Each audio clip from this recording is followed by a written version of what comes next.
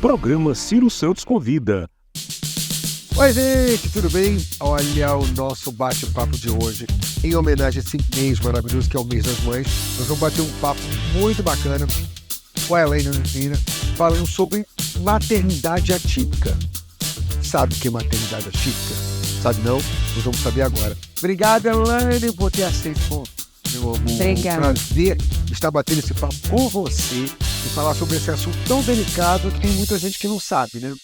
É isso, obrigada pelo convite. Estou muito feliz de poder participar desse programa, falar um pouquinho sobre o que eu descobri em 2015, que foi ser mãe atípica. E ter a turma de casa, de repente, não sabe mãe atípica. O que seria mãe atípica?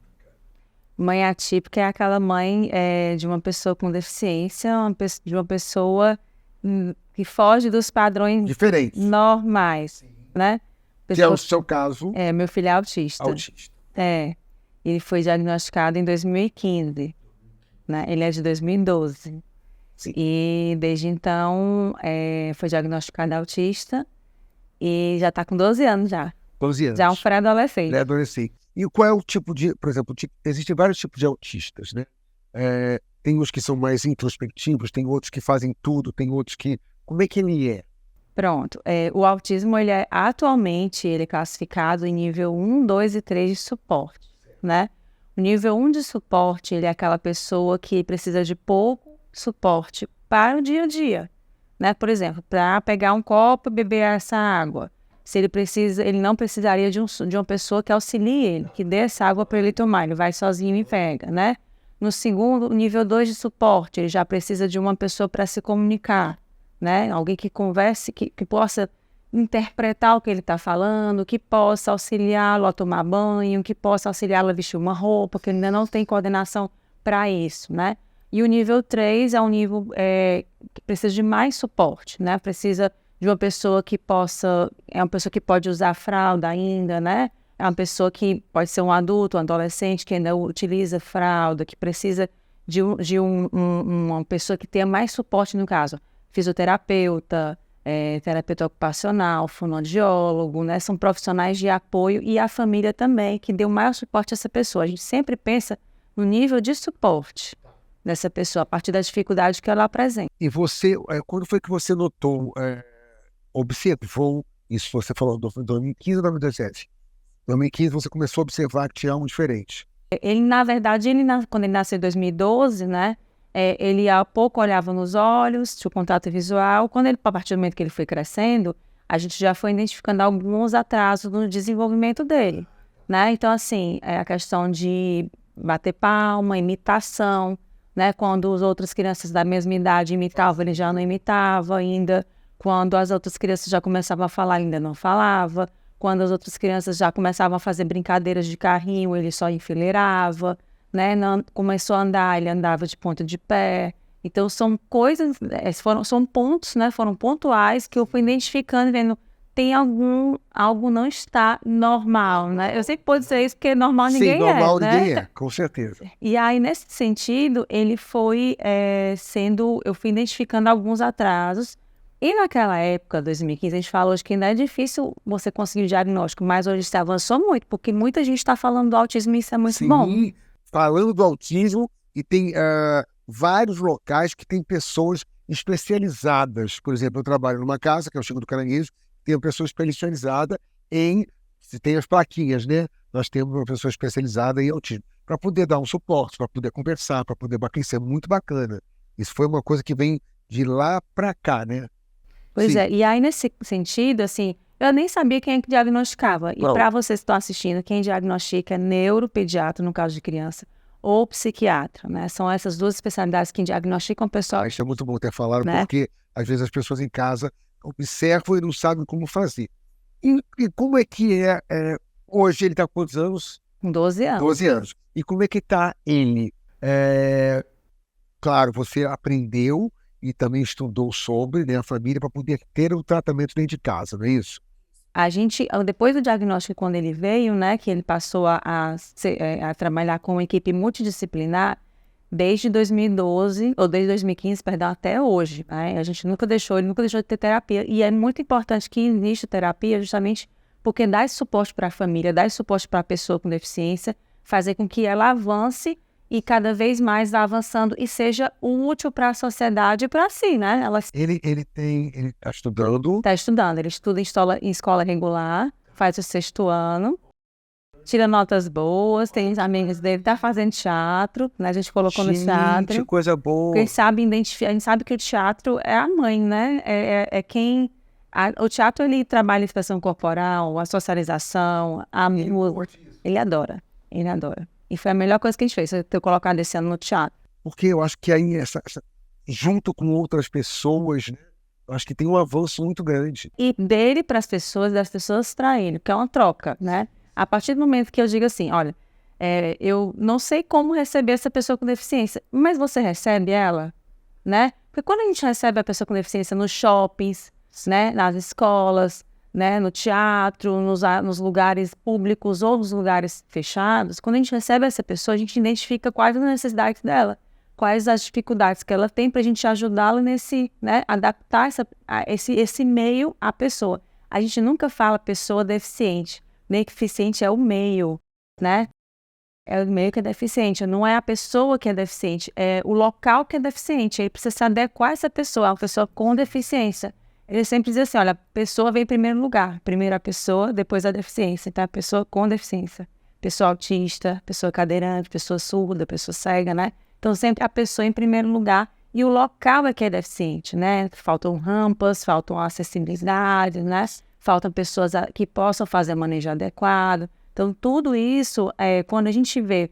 Hoje a gente viu um avanço muito grande. Shoppings estão recebendo as pessoas com deficiência, os autistas, né? Então, você vê abafadores, você vê, né, pessoas treinadas, você falou aí do X caranguejo, né? Então, como é que eles se capacitaram? Porque tinha autistas lá, né? Então, é uma troca. A partir do momento que a pessoa com deficiência está lá, quem está no entorno, a sociedade, ela se adapta, né? Ela vai aprendendo a incluir essa pessoa. Agora uma pergunta para quem está em casa ficar sabendo também. Quando se tem um diagnóstico desse, o primeiro passo a dar, estou falando isso contra a família que está nos assistindo, é da mãe e do pai. Vocês foram também estudar, fizeram algum curso, fizeram algum treinamento especial para isso? A maternidade ensina a gente a muita coisa, né? Inclusive a ajudar os nossos filhos quando eles precisam, independente do que for, né? E quando ele começou a fazer terapia, a gente começou a tentar entender sobre o autismo, sobre as dificuldades, e começamos a também trabalhar, a família precisa trabalhar, porque existe...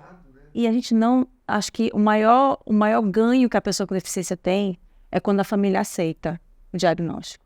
Porque se a família aceita, se a mãe aceita, se o pai aceita o diagnóstico, essa pessoa vai avançar, né? Você identifica, poxa, ele tem uma dificuldade, eu vou auxiliá-lo e vamos deslanchar, né? Os terapeutas também ajudam nesse processo. A gente precisa também passar por terapia para se identificar como eu posso ajudá-lo, né? Como é que eu posso trabalhar as minhas questões, porque a maternidade é sonhada, né? É romantizada, né? A gente está falando meio com as mães. Diferente do que você planejou, mas que o amor é o mesmo.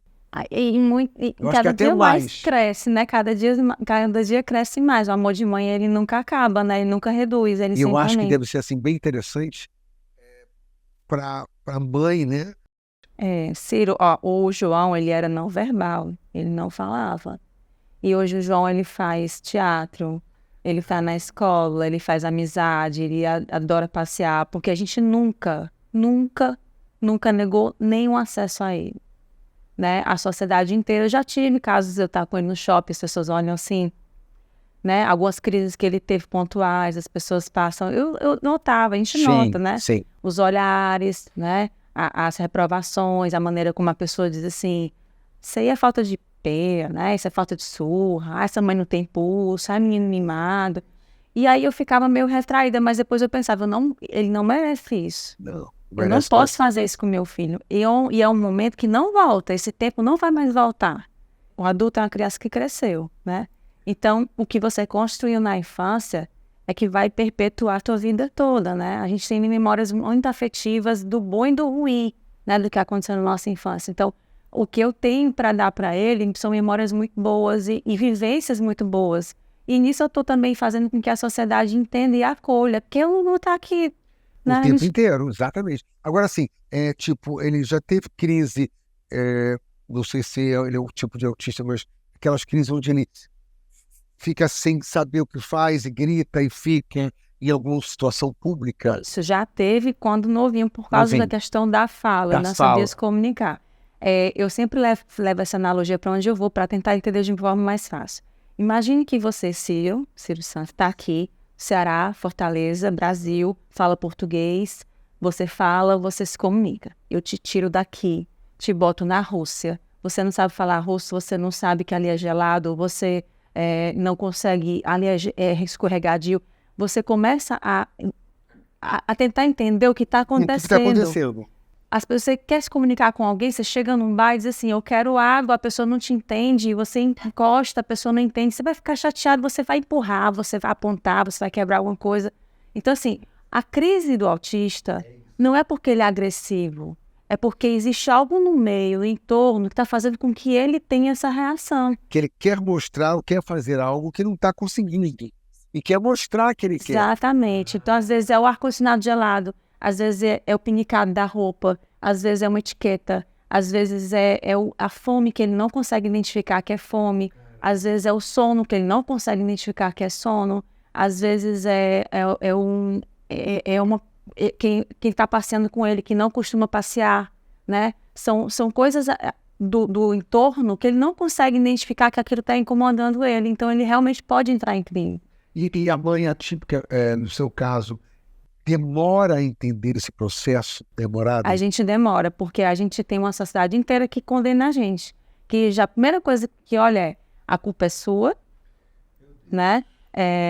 Por que você, isso aqui é porque ele é mimado, porque ele merece apanhar, porque você não botou o pulso firme. Então, assim, são coisas que a sociedade inteira... Ainda tem esse tipo tem muito. Deus. E tem muitas mães que acho que até que estejam assistindo, que tem medo de sair com seus filhos por causa disso, porque eles têm direitos, ele tem direito a uma fila preferencial, ele tem direito a estacionamento na vaga preferencial, e muitas vezes aconteceu de eu sair do estacionamento, eu estaciono com ele na vaga, eu tenho um cartãozinho da NC, e quando eu saio com ele, eu já fui parada. Uma pessoa parou no carro atrás de mim e disse assim, olha, senhora, essa vaga é para pessoa com deficiência. Eu disse, que bom que você sabe, agora você sabe que meu filho é autista e é uma pessoa com deficiência? Inclusive, eu tenho um cartão aqui no carro. Aí ele ficou assim, desculpa. Eu disse, não, tudo bem, mas nem toda deficiência é visível. Tem que procurar saber primeiro. Exatamente. E é direito, sabe? Muitas vezes a mãe ela tem medo, o pai tem medo, a família tem medo da sociedade não aceitar. Mas a gente, engraçado, a gente fecha os olhos para isso, né? E diz assim, só foca numa coisa, ele merece viver isso. Exatamente. Ele tem que ter o melhor. Vamos falar sobre isso depois do intervalo, porque, gente, tem que saber primeiro o que está acontecendo. No caso desse estacionamento, por exemplo, por que atirar logo em vez de perguntar, né? Então a gente volta já com o Ciro Santos Convida, com esse papo muito maravilhoso, que eu tenho certeza que vai... Nossa, vocês vão ajudar muita gente. E sempre tem uma pessoa que conhece uma família ou alguém que tem um autista da família. E isso não é problema, isso é solução. Aguarde.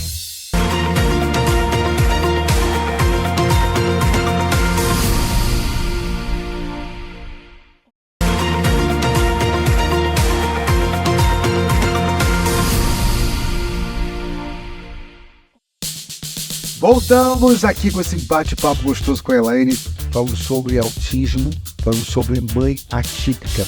Elaine, ele tá com 12 anos agora, João, é isso? E ela já tinha dito que ele tá fazendo teatro e tal, e tem outras descobertas, tipo, como é que é? Eu sei que você filma ele de vez em quando, umas brincadeiras na rede social. Como é o comportamento dele agora que já tá um pré-adolescente? Já tem coisas que ele pede para não filmar, para não tirar foto, e eu respeito a vontade dele, né? Então, assim, a gente vê muito... A gente gosta de filmar as conquistas, né? Mas tem que respeitar o desejo da pessoa, né? Assim, eu priorizo muito isso nele, né? A autonomia dele, ele escolhe a roupa que ele quer sair, ele escolhe o sapato, ele sempre foi assim, né? A gente trabalhar a autonomia da pessoa autista, né? Até porque a gente, quando recebe o diagnóstico, a gente recebe logo a sentença de que a gente não é eterna, né? Então a gente já fica assim, poxa, e mais pra frente? Como será? Pois é, e aí eu tenho que trabalhar de agora, porque se eu não fizer isso agora, quem vai fazer, né? Então, o que me compete enquanto eu estou aqui é ajudá-lo na autonomia dele e fazer com que a sociedade, colocá-lo na sociedade, para que a sociedade também entenda como é que trabalha, eles trabalham juntos isso, né? Uma pergunta, uma pergunta, assim, veio da minha cabeça, não tem roteiro nem nada. Tipo, o autista sabe dessa condição dele, que ele é diferente, ou ele não sente isso? Olha, se ele tem, assim, dependendo do nível de suporte, né? Muitos autistas que falam que receberam diagnóstico tiveram muitas questões internas no período da pré-adolescência, da adolescência, né? De, poxa, eu não sou igual aos outros, eu não consigo fazer amizades, por que que eu sou desse jeito, né? Por que que isso me incomoda? E muitos autistas que foram diagnosticados agora depois de adultos, ou adolescentes, ou até idosos, eles recebem no diagnóstico uma certeza de tudo que eles viveram, né? Diz assim, poxa, então isso se explica. E existe, Eu olha só, entendo. olha que interessante isso, uma coisa que ela falou agora que eu não sabia. A pessoa pode ser diagnosticada com autismo já na fase adulta? Sim, pode sim. Existem profissionais que fazem esse diagnóstico, né? Quer dizer, passaram a vida, a infância, a adolescência, até chegar à fase adulta e não sabiam de nada. Porque o autismo, ele não é novo e não existe uma epidemia. Muita gente fala, só tem autista agora, só está falando de autismo. Não. É algo que está sendo diagnosticado, que bom, né? E que muitas pessoas que são autistas puderam se diagnosticar agora, depois de 40 anos, 50 anos. A gente tem aí Letícia Sabatella diagnosticada autista, né? A gente tem Daryl Hannah, a gente tem Anthony Hopkins, né? A gente tem muitas pessoas autistas diagnosticadas depois. Depois e que estão aí, a Letícia Sabatella, maravilhosa atriz, canta, dança, interpreta, e nem eu sabia dessas coisas. Isso, e até questões internas que se explicam, sabe? Então é por isso, é porque eu sou autista e eu tinha essa dificuldade de fazer amizade, tinha essa dificuldade sensorial, eu tinha essa dificuldade de não querer muita gente por perto, não querer um abraço, né? Por questões sensoriais. Então, tudo se explica e essa pessoa começa a ser assistida, a fazer terapias adequadas, né? A se respeitar, porque às vezes a pessoa diz assim, mas eu não gosto de abraço. Deixa de frescura, vem cá, abraço. E a pessoa se sente violentada e aquilo faz mal e ela não sabe por que aquilo fez mal a ela. Quando você fala quando a Elaine fala que é uma coisa antiga, é o mesmo caso da diversidade, né? Tipo, sempre houve meninas trans, homens trans, sempre, mas nunca se ouvia falar nisso.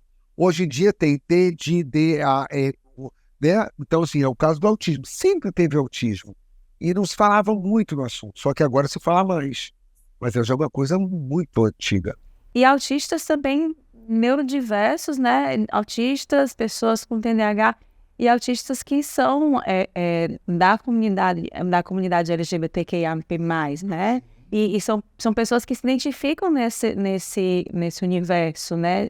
Plural, né? Diverso, né? E aí, é bom que essa pessoa se conheça, né? É tão bacana quando a gente se descobre, quando a gente diz assim, poxa, e se respeita, né, filho? Voltando nesse caso, como há muitos anos atrás, vamos dizer, uma menina trans, por exemplo, como é que ela vivia sem poder falar, sem ouvir falar, como ela se sentia? Vou botar um caso aqui famoso, por exemplo, o caso de a filha da Gretchen, que dançou durante anos com a Gretchen, e maravilhosa, feminina, e a gente tem uma amizade, entre aspas, perto, e a gente sabe que ela passou por muito sufoco, com medo da mãe, com medo da família, de falar, até chegar ao ponto que chegou. Então, eu acho que o caso é muito interessante isso, de ser hoje diagnosticado, mas foi complicado para você encontrar profissionais dessa área ou não? Ou foi fácil? Ciro, foi complicado. Foi complicado e até hoje sim. Ainda continua. Até hoje sim, porque agora a gente está em outro patamar. Eu falo que agora o João está pré-adolescente. E se fala muito do autismo para as crianças. É muito bom que isso aconteça, né? Que continue. Para que a pessoa já possa cada vez mais. Porque quanto mais cedo for diagnosticado, melhor o trabalho, essa pessoa vai se desenvolver, o tempo dela de ganho de terapias é muito grande, né? Isso ajuda. mas que a gente também olhe para o pré-adolescente, para o adolescente, para o jovem como um todo, para o adulto, o mercado de trabalho, para o idoso, né, a terceira idade, que a gente consiga ampliar, não é tirar, né? Que bom que está sendo diagnosticado, mas eles crescem, né? Eles têm a sua sexualidade, sua descoberta do corpo, se apaixonam, eles casam, eles têm filhos, né? Não à toa, muitos que têm filhos autistas depois são diagnosticados autistas também. Tem uma carga genética muito forte. Muito forte. Então, quando você tem um autista na família, você automaticamente pode sim investigar mãe, pai, tio, tia, alguém da família também está no espectro, né? De níveis distintos, mas está. E se você for ver assim, mas naquele tempo não tinha, era o jeito dele, aquela pessoa quieta, introspectiva, ninguém fala com ela, não fez amizade com ninguém. Porque é o jeito dele, né? E aí você vai descobrir logo em seguida, alguns anos depois, se a pessoa é autista. Olha o tempo precioso que ela tinha, né? Não, o tempo que foi perdido para poder terapia, para poder melhorar, para a pessoa crescer, para a pessoa estudar, para a pessoa cantar, dançar, trabalhar, né? Porque o autista pode fazer tudo. Tudo que é de direito, né? Tudo. E a gente tem a lei que garante, né? A Lei Brasileira de Inclusão, de 2015, que garante isso. Que ele tem todos os direitos garantidos por lei, de inclusão na escola, no mercado de trabalho, né? Que ele tenha todos esses acessos e que ele seja uma pessoa autônoma, né? Que a gente quer isso. Exatamente. Isso que eu já ia lhe perguntar agora para finalizar, justamente isso. Como é que a sociedade pode fazer para que tenha mais inclusão, ser mais acolhedor? Dá um alô para a turma que está em casa nessa câmera aqui e fala o pessoal que está em casa para observar justamente o que você falou, que às vezes a criança é mais introspectiva e tal. Os detalhes que hoje você pode dizer que você já passou. Se você encontrar, né, tiver uma pessoa na sua família, né, uma criança, fala criança, mas também, enfim, no olho no olho, tem um atraso na fala, anda de ponta de pé, enfileira de brinquedos, não tem aquele brincar funcional, né? São uma série, uma sequência. Lembrando que não é só isso, meu filho faz isso, ele é autista. Não, leve para profissionais adequados, né? Psiquiatra, neuro, né? São pessoas que diagnosticam, faça as terapias adequadas para cada nível, cada necessidade. Cada autista é único, né? São todos inteligentes. Não necessariamente. São todos agressivos. A agressividade não é um característico do autista, né? Essa pessoa ela pode estar tentando comunicar alguma coisa que está incomodando ela e a sociedade precisa entender e acolher, respeitar, né, as diferenças. Acho que o maior ganho que a pessoa autista tem é a sociedade tomar para si, né, esse acolhimento e essa inclusão. Todo mundo ganha. Todo mundo ganha. Não existe perdas aí quando você acolhe o autista na sociedade. Tá vendo? E outra coisa, e a família, como ela disse, entender e abraçar e segurar, né? Para que a criança cresça, seja um adolescente, seja um adulto maravilhoso, que faça tudo como o João, que está fazendo teatro, vai ter apresentações agora, e eu tenho certeza que ele logo vai ser um grande profissional, vai fazer de tudo.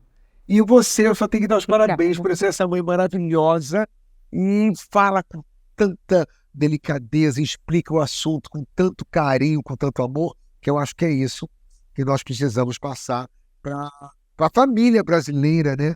Esse carinho que você tem que ter com pessoas, entre aspas, diferentes, porque elas não são diferentes, elas são iguais, apenas tem um pequeno deslocamento que pode ser tratado como uma pessoa normal, porque nós não somos normais. Normal, de perto ninguém é normal, né? Ninguém é normal. Então vamos tratar com mais carinho. E o programa Silvio Santos Convida hoje foi essa maravilha, esse ensinamento, não só para mim, como para vocês também. Obrigado, Elaine. E vamos, sociedade, vamos ter mais inclusão, vamos ter mais cuidado, vamos ter mais detalhamento com qualquer pessoa que seja diferente, entre aspas. Um beijo para vocês. Muito obrigado pela audiência. Muito obrigado por esses 3 anos de programa que eu nem sabia que tinha 3 anos. Eu sou tão... Tá vendo como eu não sou normal? 3 anos, Silvio Santos Convida. Muito obrigado, TVC. Obrigado a vocês que nos acompanham. E pode ver a gente também no YouTube. Pode ver a gente também no YouTube. Pode ver a gente também no YouTube. Tchau, gente. Valeu.